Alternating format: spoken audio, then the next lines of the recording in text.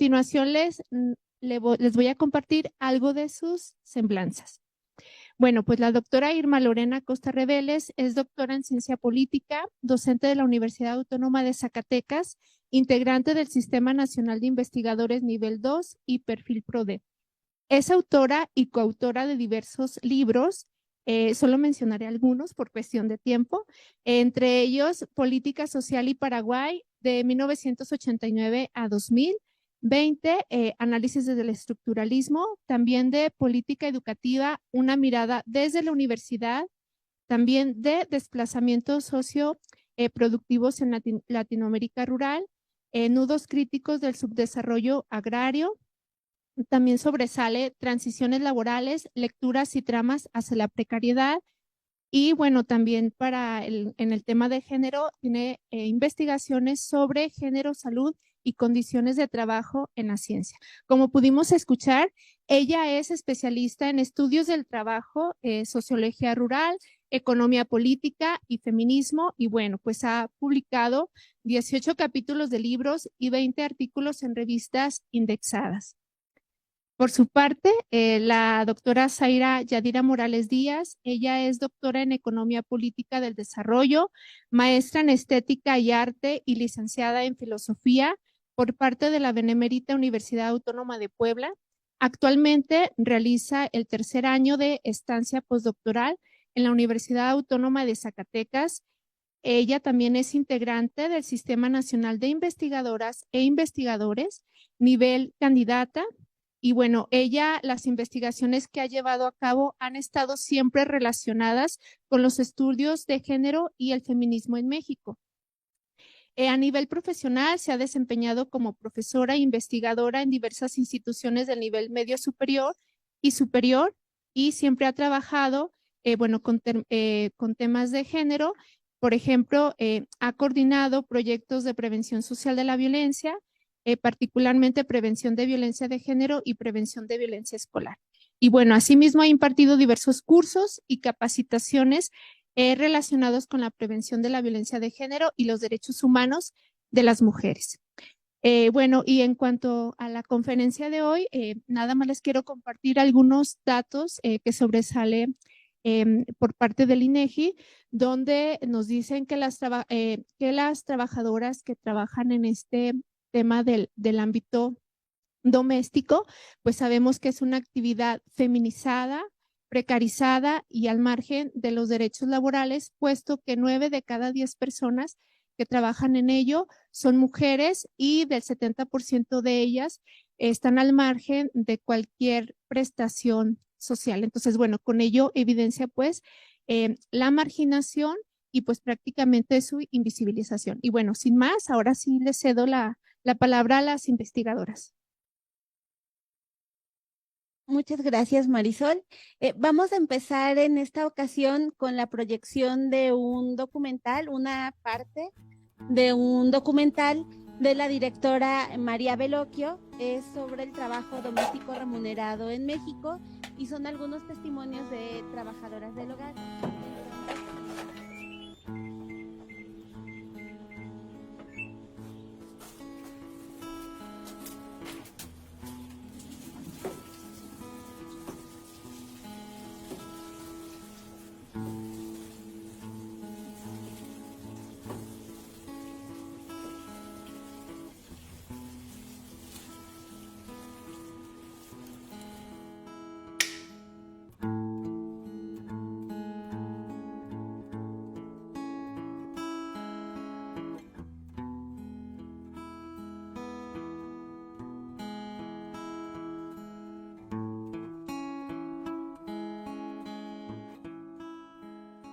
Empecé a los 14 años, claro, con diferentes personas, pero empecé muy chamaca, a los 14 años a trabajar en casa, como trabajadora doméstica. Pues realmente tengo poco tiempo, actualmente tengo 28 años, formalmente tengo unos 3, 4 años que empecé. A los 14 años. Tengo 38 años. Tengo 48 años y bueno, empecé pues como desde los 19 años.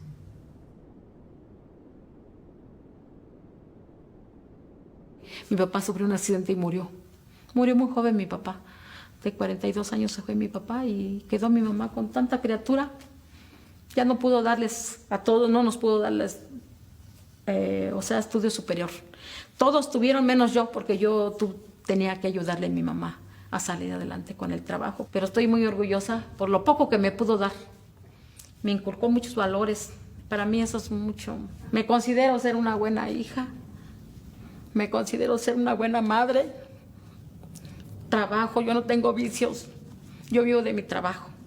Desde los 14 años hasta ahorita sigo trabajando y me siento muy halagada por lo que me dieron mis padres. Empecé trabajando con mi hermana. Entonces ya de ahí fue como inicié en esto. Y todo empezó como un favor, ¿no? O sea, todo empezó como un favor, pero la situación no se llevó muy bien. Regresé a trabajar con ella cuando falleció mi mamá.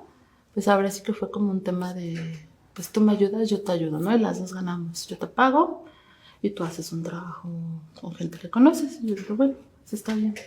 Pero yo trabajaba como de 7 de la mañana supuestamente a 6 de la tarde. No, siempre me iba a las 10, a las 11, a las 12, me iba a la 1:30, a las 2. Porque había veces que sí, ya había acabado a las 11, 12, pero no había transporte, entonces en lo que pedí un taxi. Y pues la mitad de mi sueldo se me iba en taxis. Uno para trasladarme temprano y el otro para irme ya en la noche. Y con el riesgo de que iba yo sola con mi hija. La señora me dijo que nada más era de niñera. Resulta de que llego a la casa, era niñera y era hacer todo el quehacer. Desde las 6 de la mañana que me levantaba hasta las 10, 10:30 de la noche. Mi primer trabajo fue en el Estado de México. Ahí estuve trabajando precisamente en una casa de planta. Mi experiencia fue fuerte, señorita, porque en la primera semana que trabajé con un matrimonio. Apenas iniciaba, pues, puede decirse, mi trabajo doméstico. No tenía la suficiente experiencia. Fue un trato denigrante porque, como era de planta, no era de entrada por salida, pues me tocaba hacer todas las labores. La señora nunca me mencionó, ¿sabes qué? Pues va a ser tu cuarto, vas a trabajar de tales a tales horas. O sea, sí me contrató, hicimos un trato verbalmente, nunca fue por medio de un contrato. Quiero imaginar, dice, que tú ya sabes a lo que es un trabajo doméstico. Entonces, pues yo, por lo que me enseñaron, pues yo empecé a practicarlo, ¿no? La limpieza, barrer, trapear, lo que es de un trabajo doméstico. Nunca por las mañanas cuando me paraba, empezaba a hacer mis labores, nunca me ofreció como tal, ¿sabes qué? Vas a empezar por esta parte. Al contrario, siempre me gritó. Durante todo ese tiempo me gritó. Los 15 días que estuve ahí, porque nada más fueron 15 días, señorita. No trabajé más tiempo, ¿por qué? Durante ese tiempo nunca me pagó. Ella me comentó, porque no sabes, porque no tienes la experiencia, no te voy a pagar. El tiempo que trabajaste, agradece lo poco o lo mucho que te pude haber dado de comer. De aquí en adelante, si llegas a conseguir trabajo, es una mínima posibilidad de que consigas porque no sabes trabajar. Cuando mi mamá fue por mí a esa casa, le dije a mi mamá, y se lo puedo decir ahorita con estas palabras, que fue algo mal para mí, porque pues yo apenas empezaba. Entonces le dije a mi mamá, ¿sabes qué, mamá? Fue un trato totalmente denigrante para mí. Yo empecé a cuidar a los niños que al poco tiempo supe que estaba embarazada. En el embarazo, ahí por ejemplo, yo los cuidaba y no recibía un sueldo. O sea, fue como de buena fe, ¿no? Ahí era como una mansión. Ahí sí duré 6 meses, medio año. Igual, era bien temprano, a veces hasta las 11, 11:30 de la noche y sin descansar. Una mansión grandísima, que era desde inyectar a un perro, ponerle insulina, hacerle la comida especial, hacerle lonche al hijo. Tenían interfón en la recámara. A veces a las 5 de la mañana el muchacho me hablaba que bajara a hacerle lonche y, o sea, yo decía, a las 5 de la mañana no es mi entrada de trabajar. Una vez la señora tuvo un convivio porque cumplió años, lave y lave trastes hasta las 4 de la mañana para 200 pesos que me dio. donde ahí sí me puse un poco mala, me tocó un dolor del pecho y ya no pude caminar. Me senté en una salita y la señora le habló a, no sé quién le habló, yo oí que le estaba hablando por teléfono y le avisaba que yo estaba así, que sí que me podía dar. Y esa persona le dijo que me aventara para la calle. ¿Sabe qué? Dejó de teléfono y me dijo, ¿sabe qué? Váyase, dice. Discúlpeme, pero váyase, dice, porque así como está, dice, ¿qué tal si le pasa algo, otra cosa? Y aquí, dice, es un compromiso para mí. Y le dije, deme chance, señora, le digo, unos 10, 20 minutos a mí se me vaya pasando tantito el dolor y ya entonces me voy. Y dijo, no. Sacó de su monedero 50 pesos y me dijo, tome el taxi, váyase, pero váyase ya, por favor.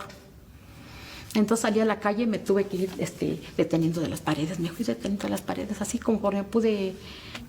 Pero sí, no le importó a la señora que yo me sintiera mal, me botó hacia la calle. Me he enfermado, pero ningún jefe se hace responsable.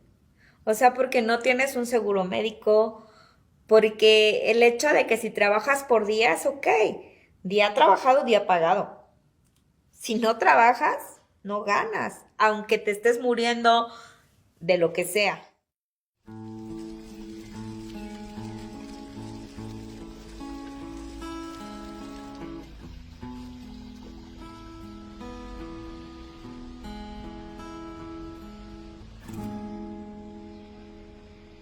Creo que la gente sabe que estamos en una situación donde la necesidad está a todo lo que da y a veces hasta por lo de menos es que te ofrezcan un sueldo bajo.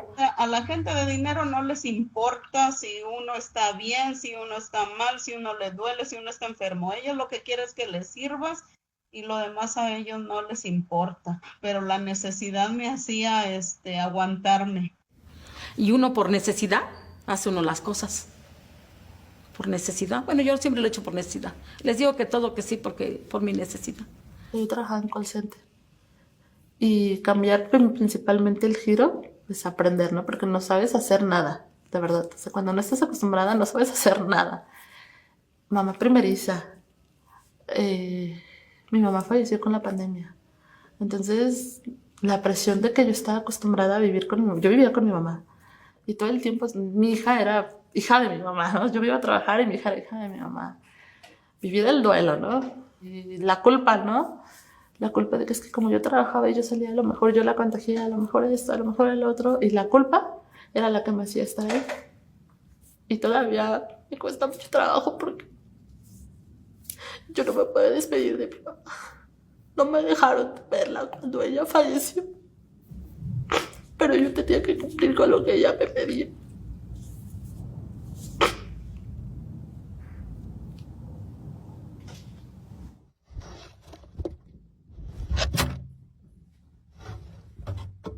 De mi hija, por ejemplo, ¿no? Ahora, si yo tuviera una oportunidad de trabajo donde viera que maltratan a mi hija, o sea, definitivamente no me quedaría. Preferiría buscar otras opciones antes que volver a permitir eso. Es lo primero, ¿no? O sea, tu salud, tu tiempo, tu trabajo valen más que cualquier sueldo que te puedan ofrecer. Así sea un sueldo digno y equivalente a lo que hagas. Si te tratan mal, no puedes permitirlo. Entran y les quieren pagar 200 pesos por día. Por un trabajo de 12 horas, no se vale. No se vale. Bueno, ahorita hay muchas personas que trabajan de planta y que les dan 1,500 pesos a la semana y salen cada 15 días. Entonces, sí se me hace que les están robando, aunque dicen, ay, es que quieren ganar tanto. Bueno, entonces, ¿por qué no lo hacen ustedes? ¿Por qué no se levantan a las 6 de la mañana, hacen desayuno, preparan a los niños, las que cuidan niños y hacen lo que tengan que hacer? Y el trabajo doméstico y cuidadora de niños es como todo trabajo, señorita. Aquí la cuestión es que nosotros también tenemos derechos, como todos los demás, como todos los trabajadores.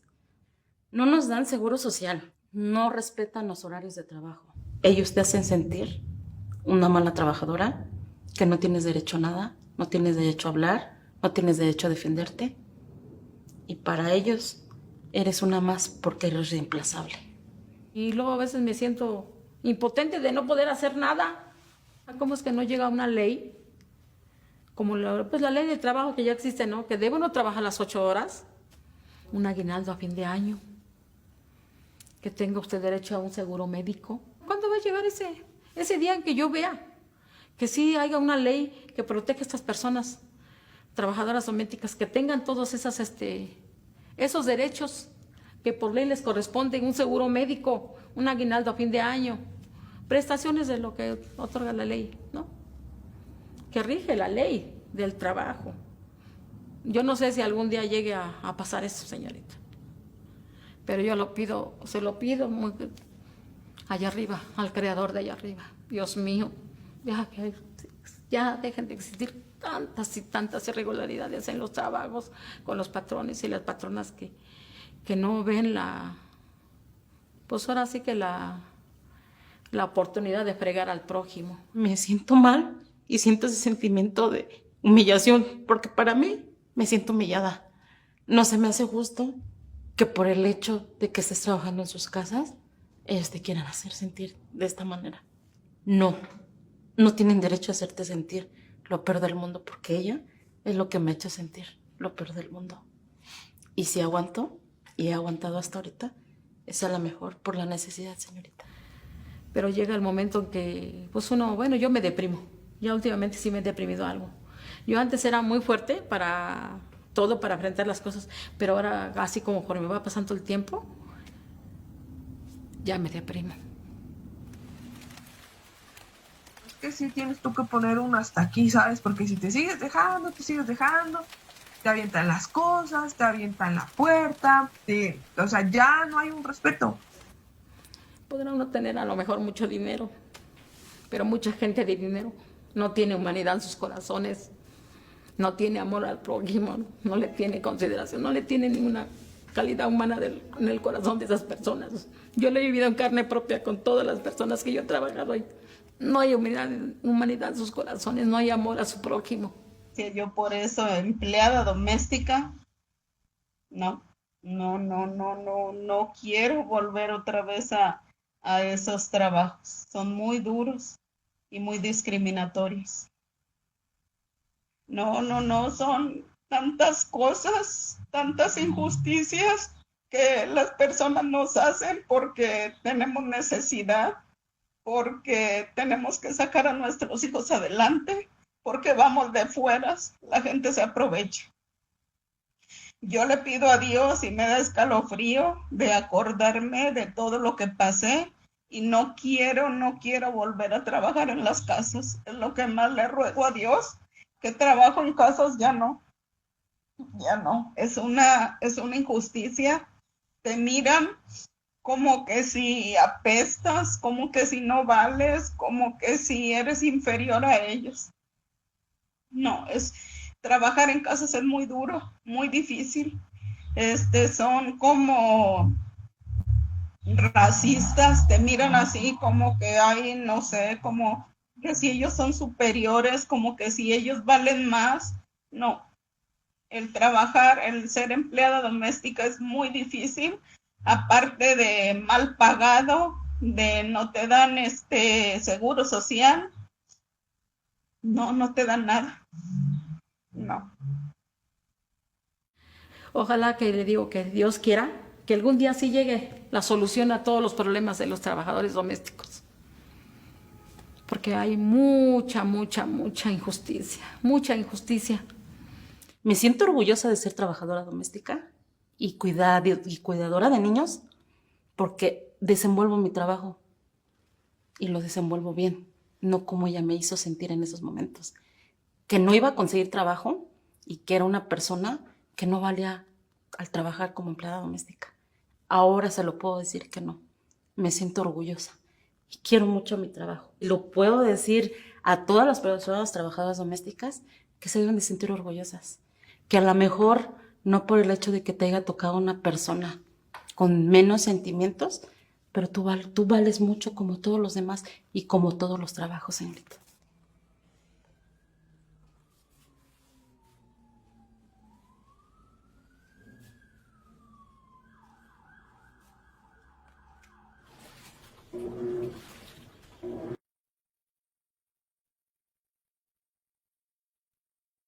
Bueno, agradecemos mucho a la directora María Veloquio porque nos hizo llegar este material de una manera totalmente gratuita, ella muy comprometida con que se difunda porque le parece muy importante que la gente se dé cuenta de que el trabajo doméstico remunerado sigue teniendo condiciones muy precarias, pero también de mucha discriminación, ¿no? Y que a veces pensamos que se da igual en todos los lugares, pero lo que vamos a ver es que no necesariamente así. A partir de los contextos culturales va a adquirir ciertos matices y que por eso para nosotras es muy importante hablar de lo que está pasando en el contexto zacatecano, porque si se dieron cuenta en el documental, realmente muchas de ellas hablan de discriminación, formas de discriminación que viven cuando están como trabajadoras de planta, ¿no? Cuando no salen de los hogares. El caso zacatecano es particular, como hemos venido viendo a lo largo de esta investigación. Entonces, bueno, un poquito recordando que estos proyectos comienzan, bueno, nuestro proyecto comienza en 2021 con vulnerabilidad y pobreza de las trabajadoras del hogar en Zacatecas, que se renueva hacia 2023-24 con la incidencia de los procesos regionales en la condición de las trabajadoras del hogar.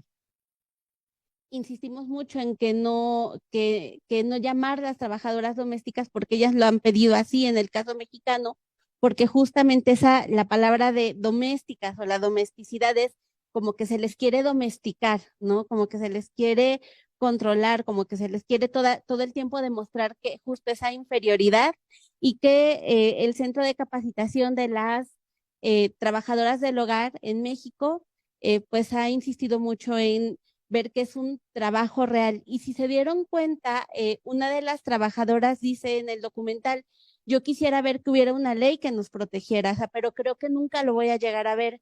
Yo quisiera ver que en la ley del trabajo nosotras estuviéramos presentes, pero nunca lo voy a llegar a ver. En realidad sabemos, y lo hemos dicho ya en los proyectos anteriores, que las leyes ya cambiaron, ya se reformaron recientemente, pero ya se reformaron.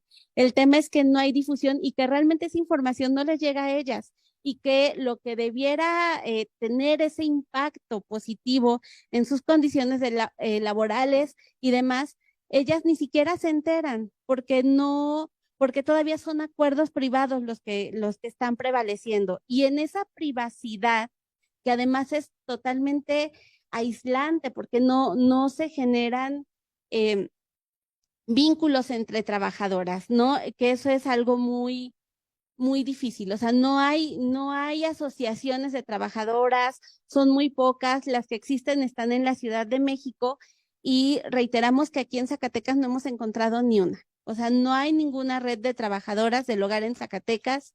Todas están en esta situación de precariedad, pero también de muy individualizadas, no muy atomizadas. No vemos la manera que en un futuro cercano pueda haber como esa cohesión entre las trabajadoras y que se pueda dar una lucha porque sus derechos sean respetados. Bueno, los enfoques teóricos ya los conocen más o menos, además que hemos venido teniendo estos diálogos que viene de la economía feminista, donde ponemos en el centro los cuidados y la sostenibilidad de la vida como una forma también de resistencia a las lógicas del capital. Lo escuchábamos en la conferencia anterior, cómo imperan las lógicas de poder, como en muchos sectores de la vida, como en la educación, pero también en el cuidado. Y entonces nos damos cuenta cómo lo que es más fundamental, que es sostener y cuidar la vida, es lo más precarizado, lo que menos se le da importancia y que además está feminizado. Esa feminización del trabajo doméstico, remunerado o no remunerado, tiene un impacto real en la vida de las mujeres. O sea, no es un asunto solamente teórico. Va a impactar totalmente las trayectorias de vida. Entonces, la siguiente, por favor. ¿No? Ya conocemos más o menos que las condiciones en las que estamos en Zacatecas, bueno, y en general en el trabajo doméstico remunerado, que como nos decía Marisol, la mayoría de las personas que están en el trabajo doméstico remunerado son mujeres y los pocos hombres que están realmente no hacen las tareas de cuidados, tienden a hacer como transporte o jardinería, etcétera, pero no realmente esa tarea de cuidados que tiene que ver con la limpieza, sí, pero también el cuidado de las otras y los otros, ¿no? Por ejemplo, en el documental, un pedacito que ya no alcanzamos a ver, alguien decía, bueno, a mí me tocaba cuidar al perro, ponerle insulina, etcétera, ¿no? O sea, cosas que yo no haría. Otra persona nos decía en el documental, bueno, a mí me daban de comer, pero me daban de comer ya la comida echada a perder, o sea, lo que ya sobraba, lo que ya la familia ya no quería comer, pues me decían para la señora, pero eso no se le daba ni al perro, ¿no? Cosas de ese tipo. Entonces, bueno, de estas condiciones que ya más o menos hemos venido hablando anteriormente. La siguiente, por favor. No, ya ustedes conocen el trabajo de campo que se ha hecho, las 106 encuestas a las trabajadoras, las 106 encuestas a las personas empleadoras, las 10 entrevistas a profundidad a trabajadoras, 10 empleadoras, y en esta ocasión lo que hicimos ya como trabajo de campo fue irnos a esas regiones periféricas de donde ellas vienen, porque nosotras identificábamos que en realidad las trabajadoras pues no viven, por supuesto que no van a vivir en los fraccionamientos, ¿verdad? Menos como Bernardes o este tipo de lugares, pero tampoco viven en la ciudad de Zacatecas y ni siquiera en Guadalupe. Entonces, nosotras identificamos Trancoso, Tacualeche y La Zacatecana como 3 de los lugares donde más están viniendo, y entonces hicimos 3 entrevistas semiestructuradas por zona, ¿no? Siguiente, por favor. Bueno, esto que ya conocemos también, que es un trabajo informal, precario y feminizado, nos vamos a detener mucho porque ya hemos venido hablando de él, pero sobre todo es muy importante ver cómo en el caso zacatecano es justamente entrada por salida, ¿no? Porque las distancias son relativamente cortas. Llegan media hora, 1 hora en auto, y entonces todas son de entrada por salida, distinto a lo que ocurre en otros lugares de la República o incluso en otros lugares de América Latina, o menos con las cadenas globales de cuidado de las que ya hemos ido hablando, ¿no? Donde vienen estos cuidados transnacionales. Siguiente, por favor.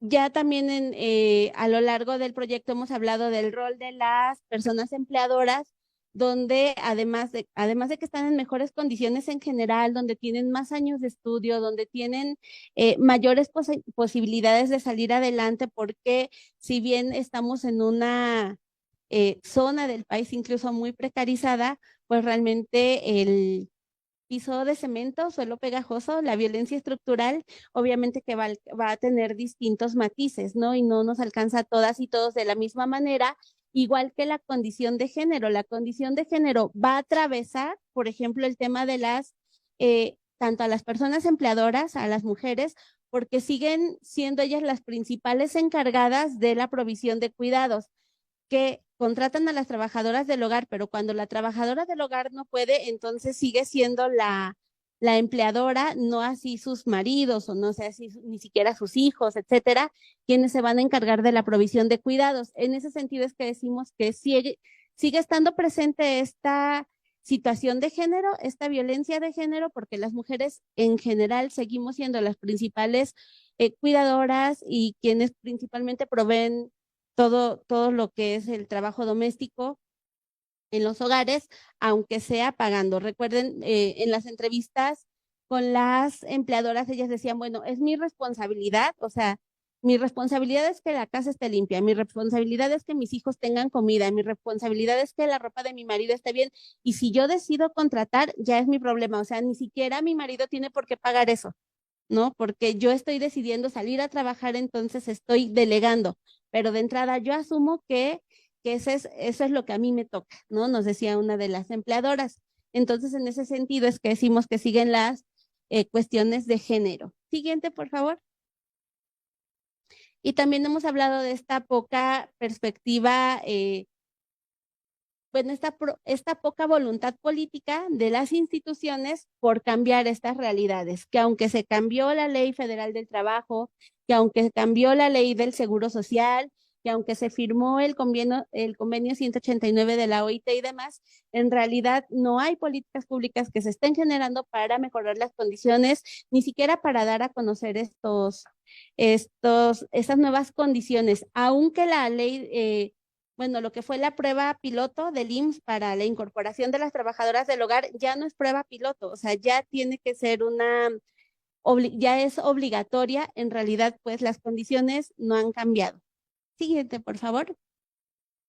Ya en estas incidencias regionales, bueno, nosotras buscamos las condiciones socioeconómicas justo de estas tres comunidades de las que hablábamos, buscamos las condiciones de vida directas de las trabajadoras, sus itinerarios laborales eran muy importantes para nosotras, y también estas estrategias de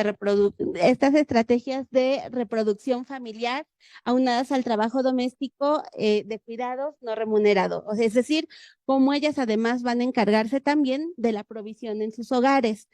Era muy importante para nosotras la parte de las condiciones de vida aunadas a las trayectorias laborales, porque en su caso no está escindida, o sea, no hay una parte donde mi trabajo y mi vida es esa parte, o sea, está totalmente ligado. Pero además esto nos llevaba, las condiciones de vida nos llevaba a ver las redes que ellas tienen, y básicamente son redes que no existen, ¿no? Por ejemplo, en la comunidad de Tacualeche, que, perdón que sí estoy yendo muy rápido, tenemos un poquito de tiempo. En la comunidad de Tacualeche, ¿qué encontramos? Encontramos, bueno, de entrada los problemas que tiene la comunidad, que es la inseguridad, como básicamente en todo Zacatecas y en el país, y un grave problema de agua.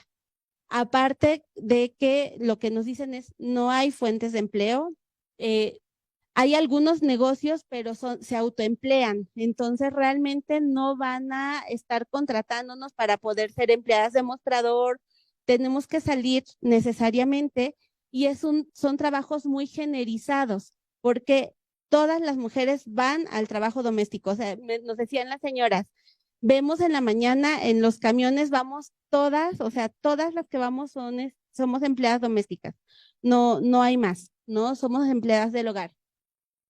Y los hombres se van a la construcción si es que no logran migrar o si es que no quieren migrar, ¿no? Que son pues menos. Entonces, son trabajos muy generizados.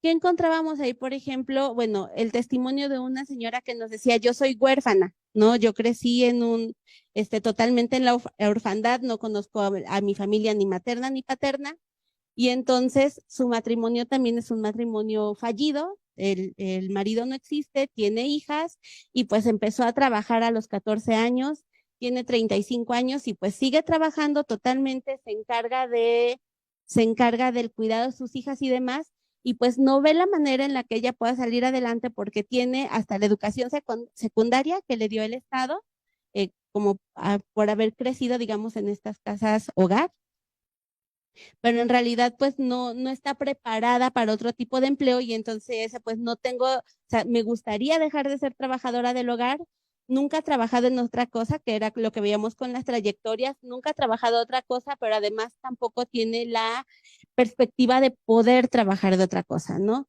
Entonces ahí las redes son como muy importantes. Voy a hablar como de un solo caso de cada comunidad por el tema del tiempo. En el caso de Trancoso, obviamente también encontramos las mismas condiciones, ¿no? Que no hay empleos de calidad, muchas de ellas, de hecho, ni siquiera están directamente en la comunidad, en realidad son de rancherías, o sea, nos decían, soy de Trancoso, pero en realidad, pues a 10 minutos de Trancoso o a 5 minutos de Trancoso, porque no están directamente ahí. Y bueno, lo mismo, ¿no? Encontrábamos falta de empleo en los lugares. Sí hay de repente, lo que nos decían en Trancoso es que sí hay trabajo por temporadas, sobre todo cuando hay agua, nos decían las señoras, porque crece la milpa, porque ahí puede haber un poco de trabajo, pero no es un trabajo en el que ellas realmente puedan estar, puedan depender de él, ¿no? Siguen en el trabajo doméstico, o en el trabajo en el hogar, porque en realidad es lo que les permite tener como cierta continuidad. El trabajo en los hogares es un trabajo que siempre se está solicitando, distinto a lo que sucede, por ejemplo, con estos trabajos que son temporales, ¿no? Que son en el campo y demás. Siempre hay necesidad de trabajos de cuidados. Entonces, y en ese sentido, pues es un trabajo de fácil acceso. Por eso es que nosotras hablamos de una exclusión laboral, pero relativa, porque en realidad siempre hay demanda de trabajadoras del hogar, siempre hay alguien que esté necesitando. El tema es que no están dispuestas a darles toda la protección social que ellas requieren, a las que ellas tienen derecho. Encontrábamos en los itinerarios de las mujeres de Trancoso lo mismo, madres solteras, que empezaron a trabajar entre los 15, 16, 17 años. Algunas empezaron como empleadas de mostrador, pero en realidad es un trabajo pues que tampoco les permitía salir adelante, y es un trabajo que todavía era más difícil, si es que es posible, por cuestiones de tiempo, porque en este trabajo de entrada por salida, ellas pueden trabajar 2, 3 horas en una misma casa y se van.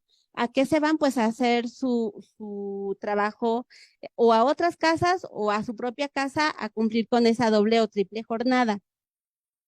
En el caso de la Zacatecana, en cuestiones laborales, pues es básicamente lo mismo, o sea, no hay mucha diferencia, todas de entrada por salida, tardan 1 hora en llegar, inseguridad, falta de agua, trabajos muy generizados, esas son las medidas, digamos, son las bases, no cambia en ninguna de las comunidades, pero sí encontramos, pues, graves problemas en términos de las trayectorias. Por ejemplo, el testimonio de una mujer que tiene aproximadamente 45 años de edad, pero su marido está enfermo, entonces lo dializan todos los días 12 horas diarias.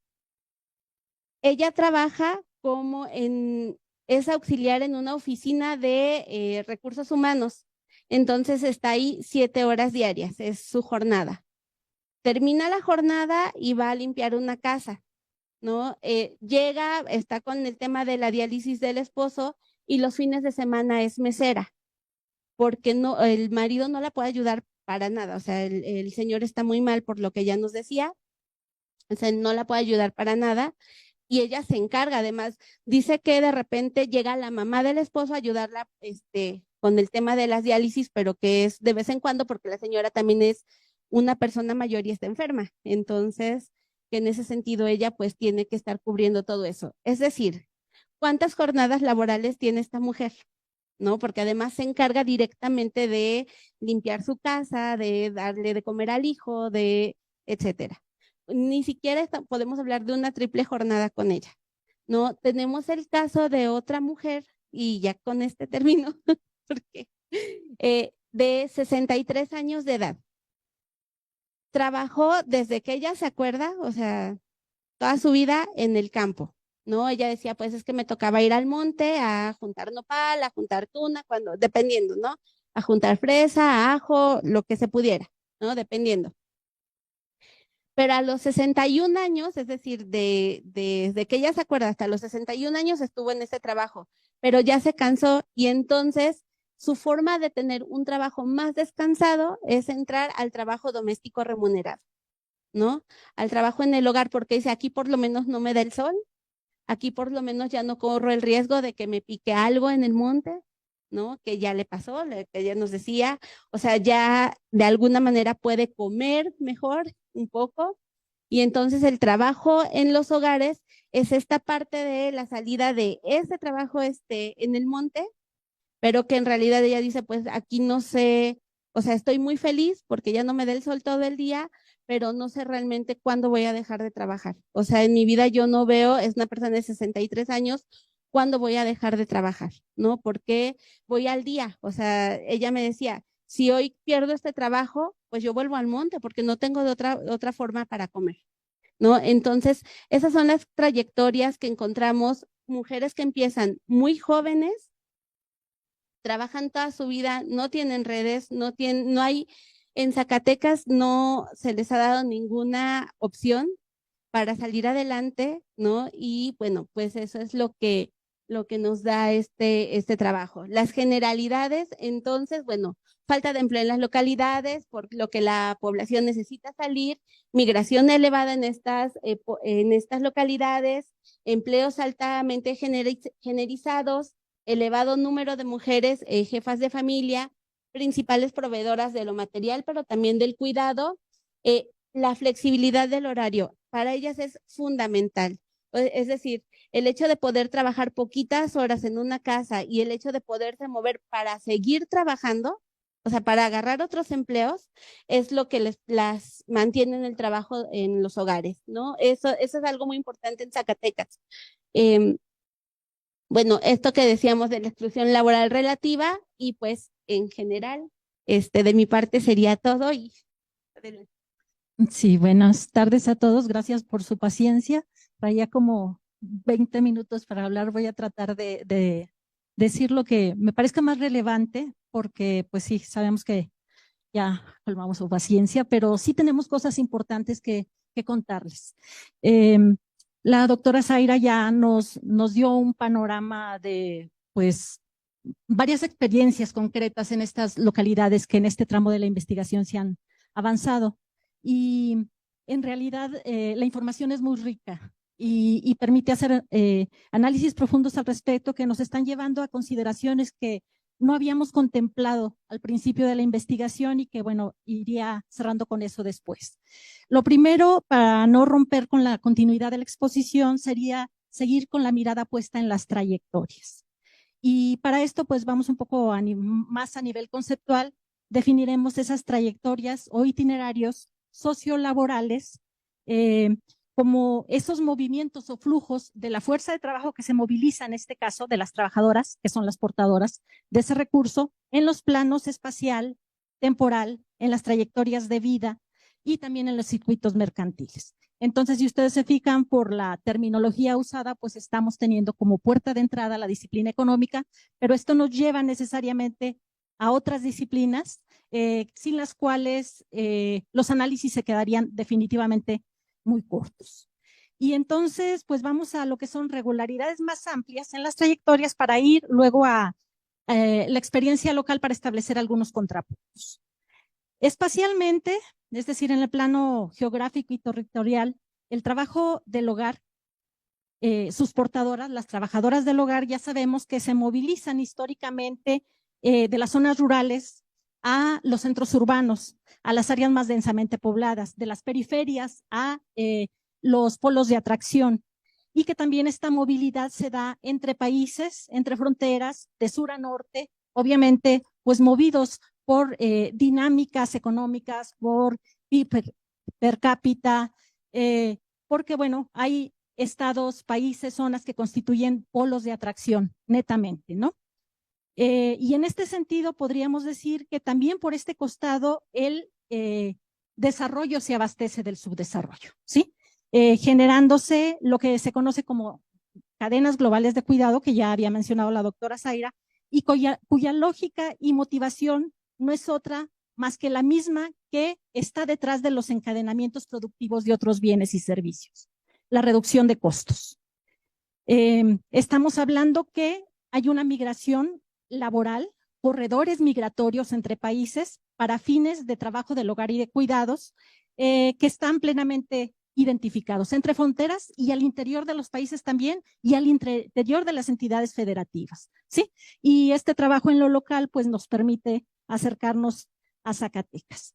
Y hay que decir que esta movilización no siempre es libre, porque colinda y se entremezcla en muchas regiones con el trabajo forzado y con la trata. En el caso de estudio, vemos que se registran flujos diarios silenciosos de la periferia a las ciudades, en los transportes urbanos, de las comunidades rurales aledañas a las zonas residenciales de ingresos medios y altos, ya lo sabemos, hogares de trabajadores y trabajadoras calificados, y personas que hacen funciones sociales más importantes que limpiar su casa, ¿sí? Y las actividades de estas personas, bienes y servicios que se generan, sobre todo servicios, permiten en los entretelones, pues de alguna forma sostener la economía real. esa que sí aporta y sí cuenta para el PIB, ¿sí? Deslindando de estas cargas a las personas pues más calificadas. Es la cara oculta de la economía de mercado, del subdesarrollo, por supuesto. Por cuanto al tiempo de traslado de hasta 1 hora, como hemos visto, aunque en otros momentos hemos hablado de que hay personas que también venían incluso de Villanueva, ¿sí? Los costos, el riesgo, el tiempo lo asume la trabajadora, lo absorben, lo afrontan, porque los acuerdos laborales no implican este tipo de negociaciones. Se ha dicho que las rutas no son las mismas día con día, pues es común que se trabaje a lo largo de una semana en diferentes domicilios e incluso en un mismo día ir de un domicilio a otro, para luego ir a su casa a terminar de hacerlo lo que corresponde.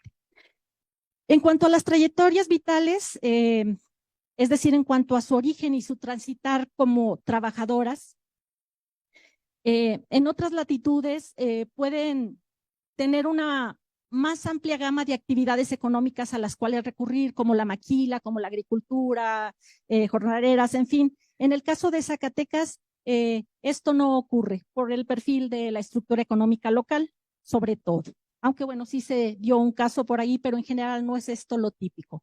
Lo típico es que se intercale con otras estrategias de reproducción familiar, porque eso es lo que es el trabajo doméstico, una estrategia de reproducción familiar, que se intercale con la gestión de recursos públicos, con el trabajo por la venta por catálogo, elaboración de bienes de consumo, de alguna forma actividades que son una extensión de las propias tareas de la familia, porque es para lo que están capacitadas.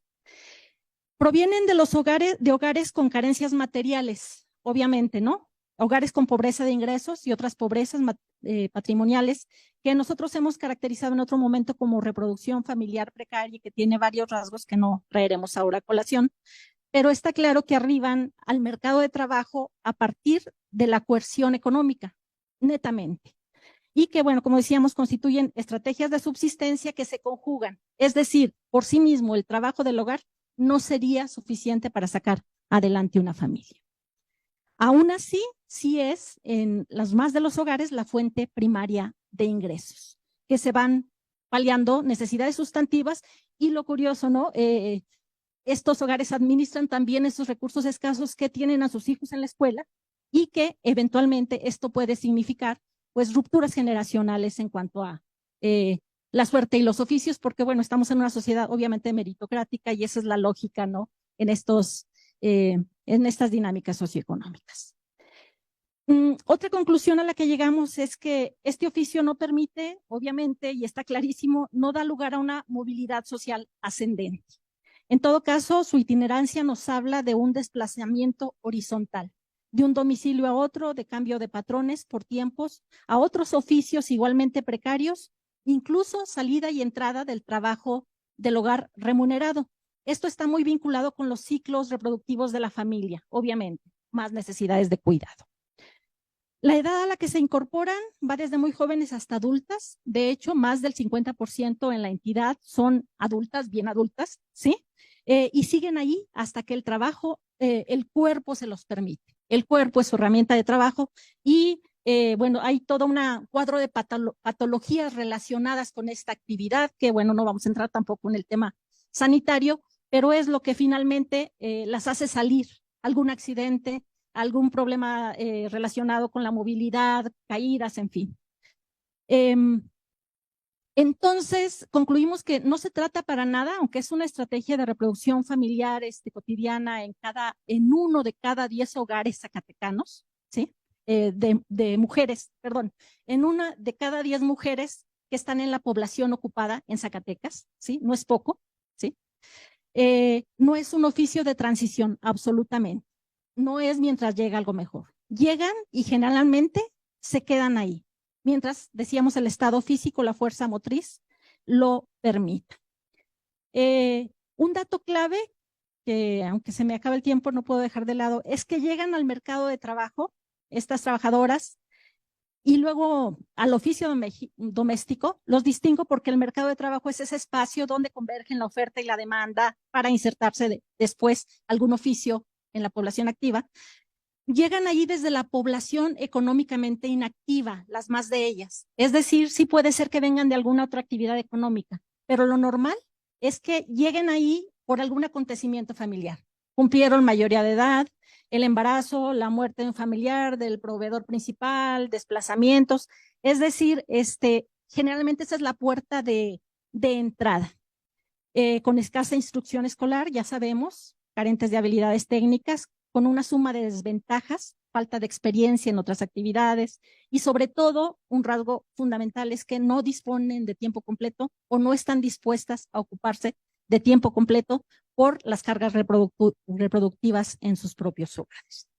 Entonces, en su travesía por los mercados laborales de la población económicamente inactiva, llegan a la sobrepoblación y generalmente permanecen ahí, fuera de los circuitos del capital, porque realmente por su condición, por su perfil y por el mercado de trabajo local, esto les da solo para moverse en los márgenes de la informalidad o en actividades de baja productividad, donde aún y cuando tengan empleo, persiste esa vulnerabilidad como condición dual de insuficiencia y riesgo, que atraviesa su vida laboral y que atraviesa su vida familiar. ¿Sí? ¿Qué más? Ya para cerrar. Pues en suma, que en Zacatecas y durante toda su vida laboral activa, estas trabajadoras permanecen, digamos, en zonas grises, a la sombra, en muchos sentidos. Ya sabemos, falta de registro público, al margen de la fiscalización de sus labores, porque los arreglos contractuales son orales y difusos, en prácticamente 90 y tantos % de los casos, porque se mantienen en lo privado y en entornos de mínima interacción con otras trabajadoras, porque salen de sus hogares para llegar a otros hogares, es decir, no a la vida pública, sino nuevamente espacios privados ajenos, ¿sí? Y porque como actividad productiva, que lo es y que genera valor y que genera riqueza, está en la sombra, no figura socialmente. Ningún país suma al PIB el trabajo de los hogares, los bienes y servicios que ahí se generan. Se dice que representa, pero es meramente retórica y propaganda porque las amas de casa son población económicamente inactiva. ¿Sí? Y bueno, todo este stock de energía laboral permanece en la sombra y fuera de foco de las instancias públicas, de la contabilidad, de las instituciones, porque a todas luces estos arreglos, y esto es parte de un sector de información que no les voy a compartir, pero estos arreglos finalmente están regidos por una lógica y una legalidad distinta a la que rigen los acuerdos laborales típicos. ¿Cómo les explico esto? Y lo dejaría nada más así como una idea pues bastante controversial. Durante mucho tiempo las trabajadoras del hogar, las organizaciones que las apoyan, las instancias políticas que los llevaron hasta la institucionalización de su situación en la Ley Federal del Trabajo, han querido igualar su situación a la de otros trabajadores.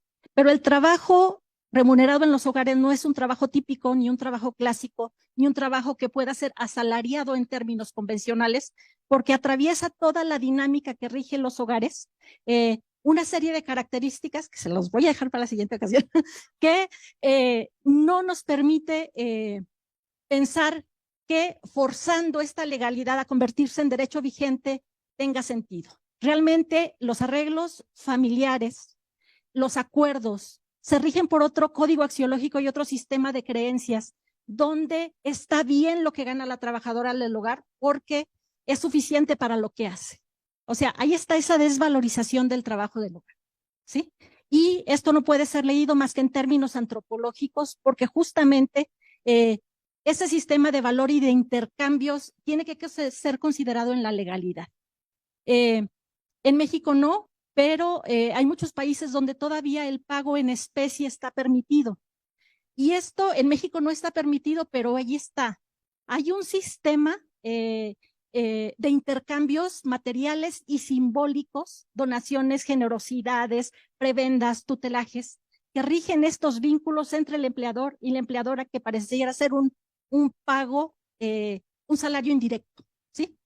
pero que le sigue sacando la vuelta a la legislación laboral.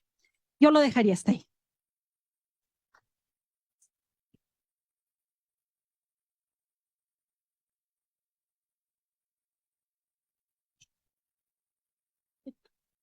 Bueno, muchas gracias por